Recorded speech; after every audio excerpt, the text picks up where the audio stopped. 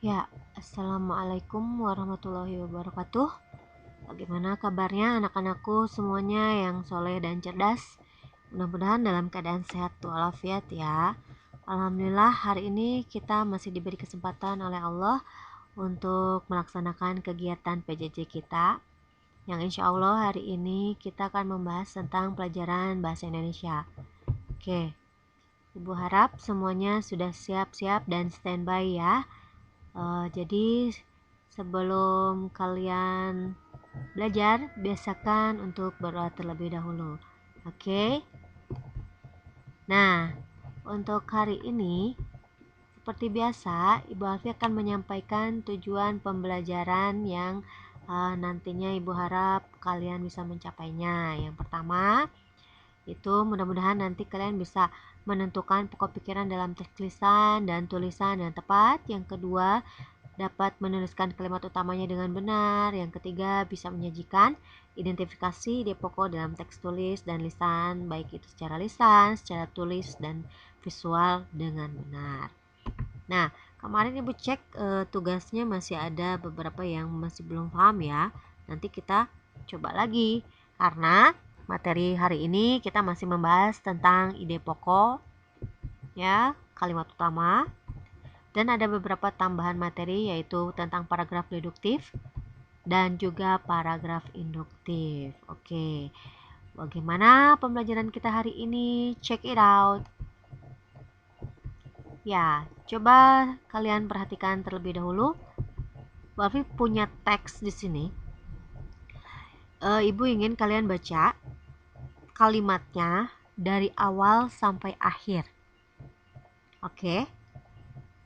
Kalau misalkan masih belum paham, bisa baca satu kali lagi kalimatnya dari awal sampai akhir. Nah, masih belum mengerti pula, baca satu kali lagi dari awal sampai akhir ya. Jadi yang namanya membaca paragraf atau teks itu, kita memang harus mampu memahami isi dari paragraf tersebut. Nah, coba menurut kalian, apa sih topiknya yang dibahas di dalam paragraf ini? Ya, betul. Mengenai genangan banjir di Jakarta. Oke, itu adalah topik ataupun ide pokok yang dibahas di dalam paragraf tersebut. Jadi, untuk mengingatkan kembali, kita coba ingat-ingat materi kemarin ya, tentang ide pokok. Bisa kalian baca, ide pokok itu adalah ide atau gagasan yang menjadi pokok sebuah paragraf ya. Kemudian juga ide pokok biasanya disajikan dalam bentuk kalimat utama dan berupa kumpulan kata ya. Nah, ketika membaca, kamu bisa tahu bahwa itu ide pokok. Bagaimana caranya? Kemarin sudah disampaikan ya cara-caranya. Kamu harus membaca teksnya dengan seksama, baca dulu seperti yang tadi sudah dilakukan. Coba, di sini ada contoh lagi, contoh paragraf ya. Bisa kalian lihat, banjir sudah menjadi hal yang biasa di kota Jakarta. Hal tersebut disebabkan oleh banyak faktor. Pertama, sungai atau saluran irigasi tidak berfungsi dengan baik.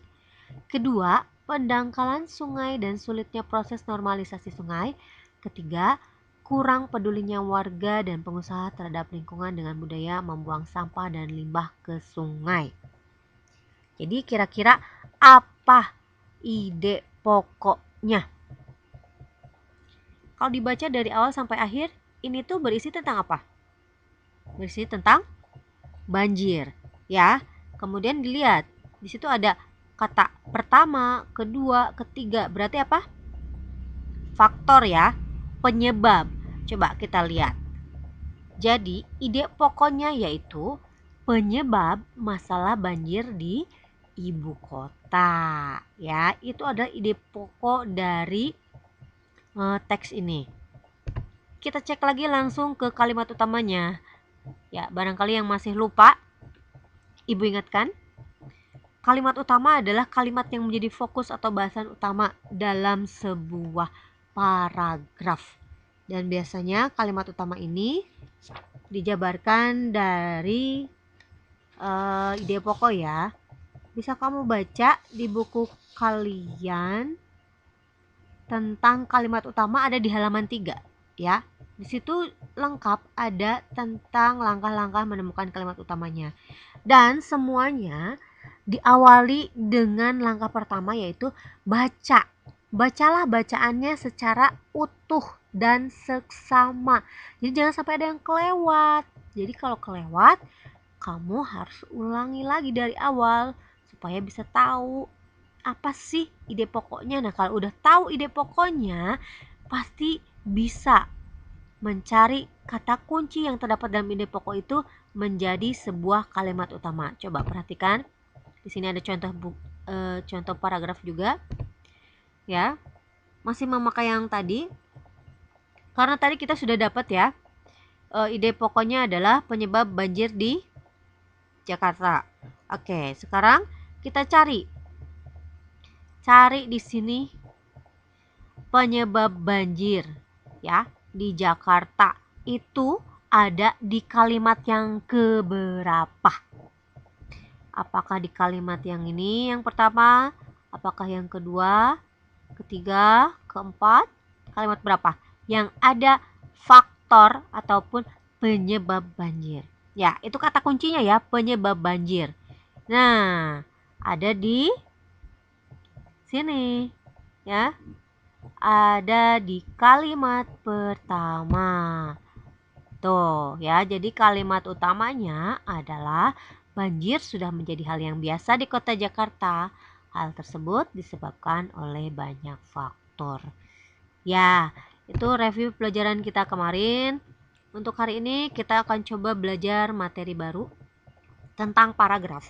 Jadi sebelum ke paragraf, Ibu ingin mengingatkan tentang pengertian dari paragraf itu sendiri. Nah, yang namanya paragraf seperti yang tadi sebelumnya sudah diberikan ya contohnya.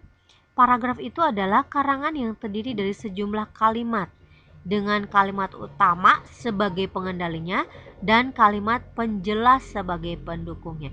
Nah, bisa dilihat di sini contohnya. Jangan fokus dulu ke paragraf deduktifnya, itu jenis paragrafnya ya. Bisa di sini kamu lihat paragraf di sini. Cari kalimat utamanya. Nah, karena cari kalimat utamanya, kalau sudah ketemu kalimat utamanya yaitu apa? Ya, betul. Balon sebenarnya adalah pesawat terbang yang paling sederhana. Itu kalimat utama ya. Itu kalimat utamanya. Nah, kalimat selanjutnya ini kalimat keduanya itu adalah kalimat pendukung atau kalimat penjelas. Nah, sekarang kita masuk ke paragraf deduktifnya. Jadi apa sih yang dimaksud dengan paragraf deduktif itu? Di sini ada pengertiannya. Paragraf deduktif adalah paragraf yang kalimat utamanya ada di awal paragraf. Nah, ciri dari paragraf deduktif yaitu dimulai dari hal yang umum. Apa hal yang umumnya? Di sini bisa kalian lihat ya, di awal paragraf. Balon sebenarnya adalah pesawat terbang yang paling sederhana. Itu hal yang umum. Kemudian dijelaskan menjadi hal-hal yang khusus. Hal yang khususnya apa? Lihat kalimat keduanya. Balon biasanya terdiri dari kantong bulat yang terbuat dari kertas atau kain yang dilapisi karet. Itu berarti kan sudah dijelaskan ya. Nah, itu disebutnya kalimat penjelas. Kemudian ditambah dijelaskan lagi di kalimat berikutnya sampai kalimat yang terakhir. Jadi, untuk melihat apakah sebuah paragraf itu jenisnya paragraf deduktif atau bukan, kita bisa lihat apakah dia dimulai dengan menerangkan hal-hal yang umum ataukah dimulai dengan menerangkan hal-hal yang khusus. Nah, kalau dimulai dengan hal-hal yang umum, itu artinya dia termasuk paragraf deduktif. Bisa dipahami? Nah, kita lanjut ke jenis paragraf yang kedua ya. Kalau tadi kita sudah membahas tentang paragraf deduktif, sekarang adalah jenis paragrafnya paragraf induktif. Nah, paragraf induktif ini merupakan paragraf yang kalimat utamanya berada di akhir paragraf. Nah, kalau berdasarkan cirinya, paragraf induktif itu berangkat dari hal-hal yang khusus menuju hal-hal yang umum. Kebalikan dari paragraf deduktif ya. Nah, untuk contoh di sini bisa kalian lihat. Ada contoh paragraf ya. Di sini ada secara ekonomi, kota ini sangat kondusif untuk bisnis. Secara budaya, kota ini amat kaya akan keanekaragaman budaya etnis. Penduduknya relatif terbuka terhadap suku yang bermacam-macam. Kota ini secara geografis terletak di dataran tinggi. Itulah alasan orang tua saya merasa nyaman tinggal di Bandung. Nah, ini diawali dengan kalimat-kalimat penjelasnya, ya. Coba, tahunya dari mana? Ini di akhir paragraf ada kayak semacam kesimpulan, ya. Itulah alasan orang tua saya merasa nyaman tinggal di Bandung. Apa alasannya? Ya bisa dijabarkan, jadinya ini kalimat penjelas nih ya, yang mulai dari pertama nih. Secara ekonomi, kota ini sangat kondusif untuk bisnis, dan kalimat-kalimat berikutnya. Maka dari itu, karena berawal dari kalimat-kalimat penjelas menuju kalimat-kalimat yang di akhirnya umum, itu disebutnya paragraf induktif. Oke, sampai sini bisa difahami? Mudah-mudahan bisa ya. Nanti kita coba ketika pembelajaran lewat Zoom, coba untuk mengerjakan latihan yang ada di buku paket tentang menentukan jenis paragraf ya. Oke, untuk sementara ini kita cukupkan sampai di sini. Nah, tapi ini ada satu. Lihat contohnya. Setelah hasil tes ulangan semester dibagikan, nilai mata pelajaran Ahmad sangat beragam.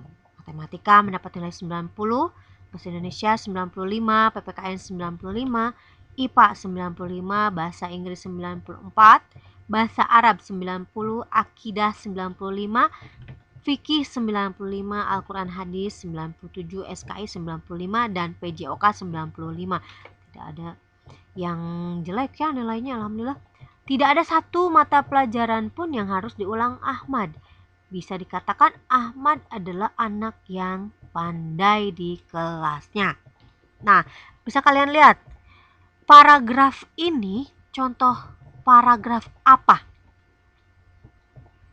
Kalau diakhiri dengan seperti yang umumnya, kesimpulan, itu disebutnya paragraf induktif. Karena dia bermula dari kalimat-kalimat penjelas ya, hal-hal yang khusus dulu baru ke yang umum. Oke, itu contoh dari paragraf induktifnya. Nanti kita bisa pelajari lagi ya pas di Zoom. Nah, untuk sekarang sampai sekian saja pembelajaran hari ini. Untuk kalau misalnya ada yang mau bertanya atau ada yang masih belum paham, boleh ya, silakan kalian bertanya pada saat pembelajaran lewat Zoom. Oleh karena itu, silakan berpartisipasi secara aktif di pembelajarannya. Oke, sampai bertemu di lain waktu dengan Ibu Alfi. Mudah-mudahan kalian semua dalam keadaan sehat.